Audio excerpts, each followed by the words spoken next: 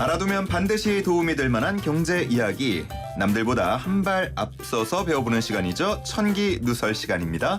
오늘도 인하대 경제학과 천소라 교수와 함께합니다. 안녕하십니까? 안녕하세요. 9월이면 이제 학교 나가시겠네요. 네, 오늘 제 첫 수업입니다. 네. 그럼 방송하시고 학교 가시는? 네, 12시에 그렇군요. 수업이 있어가지고요. 개강을 하면은 대학생들은 좀 설레는 마음을 갖기도 하는데 교수님들은 어떤 마음으로 새 네. 학기를 시작하십니까? 저희도 설레는 마마음으로 재밌게 가르쳐야겠다라는 설레는 마음을 가지고 있습니다. 표정은 네, 네. 알겠습니다. 자, 오늘 아침에 예. 들어온 소식이 있어서 이 내용 먼저 짚어봐야겠습니다. 10월 1일이 국군의 날인데 임시 공휴일로 추진한다라는 얘기가 이전부터 들려왔는데 자, 오늘 속보로 전해졌습니다. 일단은 지정하기로 했고요. 국무회의 통과하면 될 것 같아요. 자, 이렇게 임시 공휴일로 지정한다. 보통은 이 얘기를 내수 진작, 소비 활성화 이런 것들을 걸지 않습니까? 실제로 좀 효과가 있나요? 일시적으로 일별 지표 이런 것들을 보면 매출이 늘어날 수도 있는데 이게 내수를 추세적으로 반전시키기엔 사실은 굉장히 하루 효과기 때문에 네, 그렇게 추세를 반전시키는 효과는 없을 거다라고 보고 있지만 그래도 하루 정도의 자영업자들 매출 증가에는 기여할 부분이 있겠다 이렇게 보고 있습니다. 알겠습니다. 네. 자, 그러면 이제 본격적으로 오늘 준비한 주제를 한번 나눠 볼 텐데요. 먼저 저희 파일 듣고 와서 이야기 이어가 보겠습니다. 소비 동향을 엿볼 수 있는 소매 판매액 지수는 지난달 2.4% 내려가면서 16개월째 하락세를 그리고 있습니다. 고물가, 고금리에 지친 서민들이 지갑을 닫고 있고 그 여파로 음식점들은 줄폐업을 하고 있는 겁니다.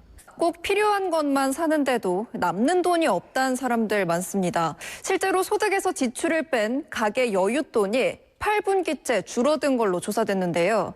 비싼 물가와 높은 금리에 가구 살림이 더 퍽퍽해진 건데 이렇다 보니 우리 내수는 더 쪼그라들고 있습니다. 네, 들으신 것처럼 실제로 경제에 관련된 뉴스들을 듣다 보면은 워낙 무슨 지표도 많고요. 지수도 많이 나오고 이해하기가 좀 쉽지는 않은 것 같습니다. 자, 그래서 오늘 좀 여러 가지 지표나 지수들 그리고 얘기를 해볼 텐데 일단은 윤석열 대통령의 국정 브리핑 때 보면 우리 경제가 확실하게 살아나고 있다라고 얘기를 했습니다. 이 부분에 공감하는 분들이 얼마나 될지 모르겠는데 실제로 우리 경제 살아나고 있다고 볼 수 있습니까? 이게 사실은 경제라는 게 어떤 지표를 가리키나 차이가 있을 텐데요. 예. 수출에 대해서는 사실은 이견은 없는 것 같아요. 대부분 수출이 워낙 지금 높은 증가율을 기록하고 있기 때문에 하지만 내수를 보면 사실은 회복하고 있다고 보기에는 사실 그 회복세가 굉장히 미미한 거죠. 여러 가지 지표들이 있겠지만 아무래도 소매 판매라든지 서비스업 생산이라든지 우리가 생각하는 임금 상승 이런 것들 종합적으로 봤을 때 이제 국내의 어떤 경기를 반영하는 내수는 여전히 좀 부진한 상황에 머물러 있다. 이렇게 보는 것이 좀 더 맞지 않나 싶습니다. 수출과 내수가 좀 나뉘어서 움직이고 있다라고 볼 수가 있겠는데 수출 실적 같은 경우에는 11달, 11개월 연속 증가세를 이어갔다고 하고요. 8월 기준은 수출액이 역대 최대 실적이라고 들었는데 이렇게 지금 상황이 좋은 건가요? 진짜 제가 작년만 해도 회사에 있었는데 그때 경제 전망 발표할 때 수출은 그래도 기저효과들을 고려했을 때 그리고 중국 경제가 살아나고 이렇게 좀 회복이 될 거다라고 얘기했는데 생각보다 더 많이 좋은 것 같아요, 상황이. 그래서 지금 어제 산자부에서 산업통상자원부가 발표한 수출입 동향을 보면 반도체가 38.8% 증가했거든요. 그래서 지금 그럼 왜 이렇게 수출이 좋냐 보면 여전히 주력 산업인 반도체인 거죠. 네, 그래서 반도체 그 안에 이제 우리가 메모리 반도체도 있고 거기 안에 고대역폭 메모리 이런 것들도 있고 그리고 이런 것들을 탑재해서 넣는 이렇게 컴퓨터 안에 부품들도 컴퓨터로 잡히긴 하거든요.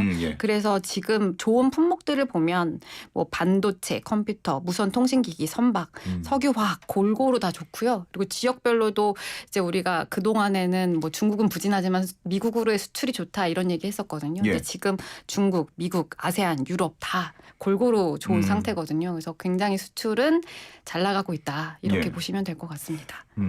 얼마 전까지만 해도 현대차나 기아가 최대 실적 발표하기도 하고 수출 지표도 나름 괜찮았던 것 같은데 자동차 수출은 이번에는 좀 감소한 것 같아요. 이유가 뭡니까? 네, 말씀하신 것처럼 이제 자동차 수출이 좀 감소했는데요. 이게 예. 좀 지난 3개월 연속 감소했다. 음. 그래서 일각에서는 이거 자동차 안 좋은 거 아니냐 이렇게 생각할 수 있겠지만 예. 이게 좀 뜯어보면 그 좀 생산 공정 라인에 좀 그 교체들이 있었어요. 그래서 라인의 교체라든지 그리고 이제 뭐 임금 협상 파업들도 있었고요. 예. 그리고 또 뭐 해외적으로는 이제 약간 전기차 수요들이 일시적으로 정체되는 현상까지 좀 맞물렸었거든요. 해즘. 네네네, 네. 맞습니다. 그래서 여러 가지 이런 일시적 요인들이 좀 가미가 되면서 좀 자동차 수출이 좀 줄어들었는데 예. 이게 사실은 이렇게 일시적인 파업이나 이런 게 있을 때 이렇게 그날 생산 제조 일자에 되게 조업 일수에 영향을 많이 받거든요. 그래서 좀 추세적이라기보다는 일시적 요인에 가깝다라고 보는 게 좀 바람직하지 않을까 싶습니다. 뭐 수출이 좋다라는 데 있어서는 이견이 없을 거다라고 앞서서 말씀도 해주셨는데 실제로 상반기에 수출 증가율이 9.1%, 주요 10대 수출국 중에서 1위를 했다고 합니다. 이 정도면은 정말 좋다라고 네. 볼 수 있는 거예요? 잘 팔고 있는 거죠. 그래서 숫자상으로만 봤을 때는 사실은 뭐 수출이 높은 증가세, 뭐 호조세 이런 것들은 뭐 한국은행이나 뭐 KDI나 기재부나 동일한 표현을 쓰고 있는 것 예. 같아요. 그래서 수출에 대해서는 어떤 그 전망이나 동향을 발표하는 기관들의 그런 차이들은 없는 것 같고요.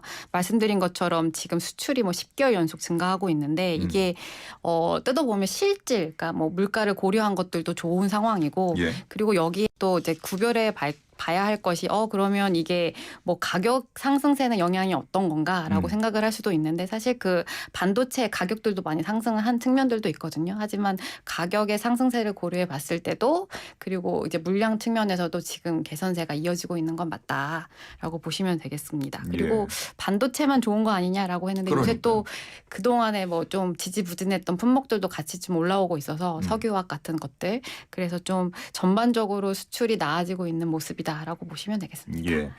최근에는 또 일본과 비교하는 기사들도 하나둘씩 나오고 있는데 연간 총 수출액이 일본을 이길 수 있다, 앞설 수 있다. 이런 얘기도 본 것 같아요. 우리가 되게 일본에 많이 또 신경을 많이 쓰잖아요. 그렇죠. 예. 어쨌든 숫자상으로 이기면 기분은 좋으니까요. 네. 근데 이게 아직 그 엔달러 환율 이런 것들이 들어가서 비교를 하려면 이제 달러 베이스로 비교를 해야 되니까 WHO에는 이제 7, 8월 수출은 아직 그 공지가 되어 있지 않는데 예. 어쨌든 뭐 상반기 일본 수출이 굉장히 안 좋았어요. 마이너스 정도 기록했는데 근데 이게 그 적절한 비교인지 잘 이해가 안 가는 측면이 하나 있거든요. 예. 왜냐하면 일본에서 상당히 상반기 때 수출이 안 좋은 일들이 많았거든요. 그때 우리가 돌이켜 보면 일본에 한 2월 달인가요? 그때 뭐 제품 인증 이런 것들에 뭐 부정 행위가 적발됐다. 그래서 뭐 그 다이하츠사라든지 토요타라든지 일시적으로 생산을 중단하는 그런 일들이 있었어요. 예, 한 예. 상반기 때. 그래서 이게 그 일본 같은 경우에는 이런 자동차 제조업 산업이 수출 비중의 약 17% 정도 차지를 하거든요. 예. 그래서 이것들이 그 전후방 유발 효과도 크고 그 제조업에 미치는 GDP에 영향을 큰 비중을 차지하고 있는데 이런 것들의 어떤 차질 요인이 가미가 되면서 격차가 더 좁혀지고 있다. 이렇게 보시는 게 바람직할 것 같습니다. 어쨌든 뭐 나오고 있는 추정치를 보면은 약 네. 50억 달러 정도 앞설 것이다라는 전망인데 네. 꼭 뭐 앞서지 않더라도 어쨌든 격차가 상당히 많이 네네네, 맞습니다. 좁혀지고 있다라는 건 사실인 것 같습니다. 자, 뭐 수출에 대해서 좀 많이 살펴봤는데 내수 상황은 뭐 구체적으로 어떤 거예요? 참 내수는 어렵죠. 그래서 예. 지금 수출 우리가 보통 생산 측면에서의 GDP를 파악할 수도 있고 예. 뭐 지출 측면에서 GDP를 파악할 수도 있는데 이제 지출 중에서 순수출 이런 것들은 우리가 보통 수출 상황을 설명할 때 얘기를 하고 뭐 내수라든지 그 소비, 뭐 건설 투자, 설비 투자 이런 것들을 보통 경기 상황, 국내 경기 상황을 판단할 때 내수 지표로 많이 활용을 하는데요. 네. 지금 뭐 소배 판매라든지 서비스업 지표라든지 그리고 1분기에 일시적으로 좋았던 GDP 중에서 소비가 플러스였거든요. 근데 2분기 때는 사실은 상당히 조정이 많이 이루어져서 마이너스인 상황이고요. 예. 그리고 뭐 설비 투자라든지 뭐 건설 투자라든지 건설은 지금 상당히 부진한 모습을 계속 이어가고 있는 거죠. 그래서 국내 경기를 대변하는 내수 지표들은 마이너스 행보를 이어가고 있다. 이렇게 예. 보시면 될 것 같아요. 근데 경제라는 거는 사실 돌고 도는 거고 네네. 돈도 흐름이라는 게 있는 건데 네. 이렇게 수출하고 내수하고 뚝 끊어지듯이 분위기가 다를 수 있는 거예요? 아, 그렇죠. 이게 원래는 수출해서 기업이 이윤을 생산해서 이것들이 노동자 임금으로 전이가 되고 그러니까요. 이것이 누군가의 지출로 갈 텐데 예. 지금 이 고리가 끊긴 거냐 예. 아니면 이것이 굉장히 시차가 길어진 거냐라고 보실 수도 있을 것 같아요. 그래서 좀 경기에 대한 전망 시각이 좀 이견차가 있어요. 그래서 한국은행이나 뭐 기재부의 발표 자료를 보면 어쨌든 미약하게나마 내수 회복세는 이어질 거다. 하반기 때 들어서 이렇게 판단을 하고 있고요. 예. KDI 같은 경우에는 뭐 고금리나 고물가로 인해서 내수 회복은 그래도 제약될 거다. 뭐 이렇게 얘기를 제약 중인 상태다. 이렇게 얘기를 하고 있거든요. 예.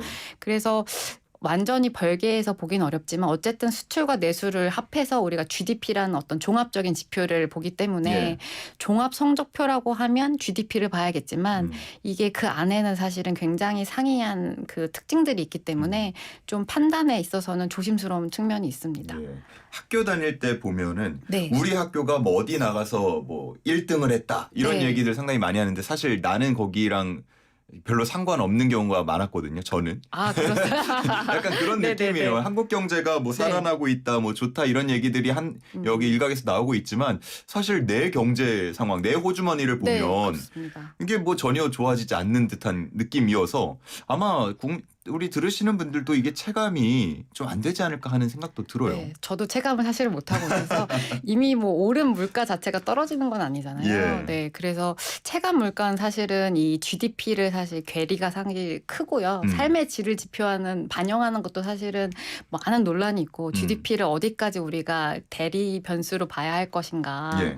이게 내 체감 경기를 설명하는 데는 한계가 있는 것은 확실합니다. 네. 뭐 지금 서민 경제에 가장 네. 큰 부담이 되고 있는 건 뭡니까? 임금이 안 오르는 겁니까? 아니면 금리나 물가가 비싼 것 때문입니까? 또 하나를 꼽기는 어렵게 지금 모두 다 영향을 미치고 있다고 생각을 하는데요. 예. 그럼 내수가 왜 부진한가라고 봤을 때 결국에는 쓸 돈이 없다라는 거죠. 쓸 돈이 없어서 소비로 이어지지 않는다. 그럼 쓸 돈은 왜 없을까? 보면 물가가 너무 수준이 높아서 예. 또는 이제 금리가 높아서 내가 뭐 대출이 있다고 하면 이것을 감안하고 내가 쓸 수 있는 가처분 소득이 더 줄어든 상태인 거죠. 그리고 또 임금 상승률도 물가 상승률에 비해서 낮은 수준이고 그래서 소비 여력이 뒷받침되지 않기 때문에 이것들이 충분하게 소비라든지 혹은 뭐 기업 같은 경우에 투자로 이어지지 않는 상황 이렇게 보시면 될 것 같습니다. 소비자 물가가 2%로 나왔다고요? 제가 지금 속보치를 보니까 네. 오늘 2% 나왔네요. 그러면은 이제 네. 더 이상은 뭐 고물가라고 부르지 않아도 되는 겁니까? 어떻습니까? 이게 고물가 상승률은 아닌 거죠. 예. 이게 물가 수준 자체는 사실 높잖아요. 이미 높은 수준에서. 네네. 그래서 고물가는 맞지만 물가 상승률은 이미 하향세에 진입했다. 이렇게 보는 것이 낫지 않을까. 네. 알겠습니다. 제가 뭐 앞서서 오프닝 때도 얘기했습니다만 네. 2분기 가구 흑자액 평균이 나왔어요. 그러니까 네. 뭐 이자나 세금 같은 비소비 지출 빠지고 네. 그다음에 생활비 같은 소비 지출 빠지고 과연 남는 금액은 어느 정도인가를 봤더니 한 100만 9천 원 정도 된다고 합니다. 이 100만 9천 원 남는 분들 저는 개인적으로 부러운데요. 그쵸. 예. 네. 전 남지가 않는데. 저도요. 네. 그게 사실은 어떻게 보면 여윳돈이라고 볼 수가 있는 거죠. 예. 그러니까 이자 비용이라든지 세금 내가 필수적으로 내야 되는 지출하고 그리고 의식주에 쓰는 소비 지출을 빼는 거니까 보통 이 남은 금액을 가지고 뭐 저축을 할 수도 있고 추가적으로 뭐 상품을 구매할 수도 있고 여행을 갈 수도 있는 건데 이 규모가 줄어든다는 것은 결국에 소비 여력이 말씀드린 것처럼 추가적인 소비를 일으킬 수 있는 여력 자체가 줄어들었다라고 예. 보시는 것이 바람직하지 않나 이렇게 볼 수가 있겠고요. 그럼 이게 왜 줄어들었냐라고 한다면 아무래도 아까 말씀드린 것처럼 계속 반복해서 말씀드리고 있긴 하지만 어쨌든 금리가 높고 그래서 이제 내가 가계 대출이 지금 상당히 높은 수준인데 이것들을 제하고 나면 쓸 돈도 없고 그리고 이제 살 수 있는 상품의 가격도 높은 상황인 예. 거죠. 네. 어쨌든 뭐 100만 원이 남느냐 얼마가 남느냐 이것도 중요하겠습니다만 가계 흑자액 8분기 연속 감소라고 하니까 그 부분이 더 주목되는 것 같습니다. 저는 이게 너무 궁금했어요. 2분기 실질 소득을 보면 작년보다 늘었는데 올 상반기에 근로자들의 실질 임금은 작년 상반기보다 줄었다고 합니다. 실질 소득, 실질 임금, 임금이 곧 소득 아닌가라는 생각이 들기도 하는데 이게 뭡니까? 어떤 차이입니까? 일단은 소득을 이제 여러 가지 지표로 우리가 집계를 할 수가 있는데 예. 보통은 국가나 뭐 경제 주체들의 소득을 다 합산한 게 GDP라고 생각을 할 수가 있잖아요. 그래서 실질 소득 혹은 실질 GDP라고 생각을 할 수가 있는 거고요. 만약에 이것을 가구의 실질 소득으로 집계한다. 그러면 소득 자체는 내 근로소득 외에도 뭐 예를 들어서 건물을 가지고 계시면 건물로 나오는 임대소득이 있을 수 있고. 예시지만 기분이 좋네요. 예, 그리고 또 뭐 내가 주식을 가지고 있다. 그럼 예. 배당 소득이 있을 수도 있고요. 여러 가지 기타 부대 소득들이 다 합산이 된 거죠. 예. 근데 임금 같은 경우에는 이제 보통 우리가 통상적으로 근로자의 경우에는 받는 근로 임금들을 생각해 볼 수 있기 때문에 이게 예. 반드시 방향성이 일치하진 않고요. 그리고 또 만약에 실제 소득을 실제 GDP로 매저를 했다라고 하면 어쨌든 경제 규모들은 계속 늘어나고 있기 때문에 상승하는 추세로 가고 있는 건 맞는 거죠. 그래서 비교를 해보면 이게 실질이란 말이 붙기 때문에 또 물가로 나눠주거든요. 그러면 이제 물가 상승률을 고려해서 이제 실질 소득과 실질 임금을 비교할 수 있는데 결국에는 내가 근로자로서 받는 임금보다 예. 그 외의 소득들은 커졌다라고 볼 수가 있는 거죠. 우리 그 청취자분들이 느끼기에 뭔가 네. 경제가 정말로 좋아졌다. 나도 조금 여윳돈이 많이 생긴 것 같다라고 느낄 수 있는 시점은 언제일지 그리고 그 계기는 뭐가 될지도 궁금하네요.